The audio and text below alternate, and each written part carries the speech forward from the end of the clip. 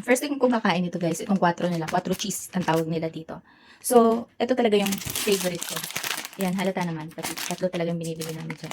Yan, itong rose. Rose or rosé? Yan, itong Samyang Bulldog na rose. Ito talaga favorite namin. Sarap. Malinamnam, sarap, creamy. Ganon siya. Light na yung pagka-creamy niya. Hindi siya, may isa rin carbonara, hindi ko pa natikman yan. Pero ito pinaka-sulit. Pinaka-favorite namin. Yung anghang niya, kasi mahilig ako sa manghang. Tolerable lang sa akin. Pero sa inyo, pag hindi mahilig, bawasan nyo na lang yung sauce.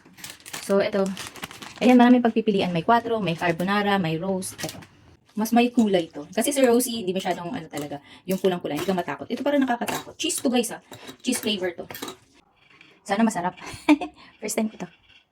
Yan, ito na siya. At gumawa pala ako ng coffee. Tsaka ito yung gawa ni Tita Specialty. Adobo. Super sarap niya. Ito pala yung coffee ko. Sobrang ganda. Yan. Nice coffee. Okay na.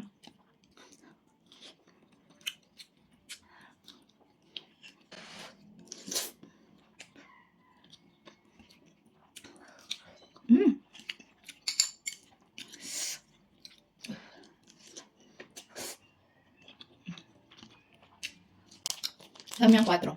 4 cheese. Pero maanghang. Kaya ko, mas maanghang siya kaysa kay rose. Okay pa rin.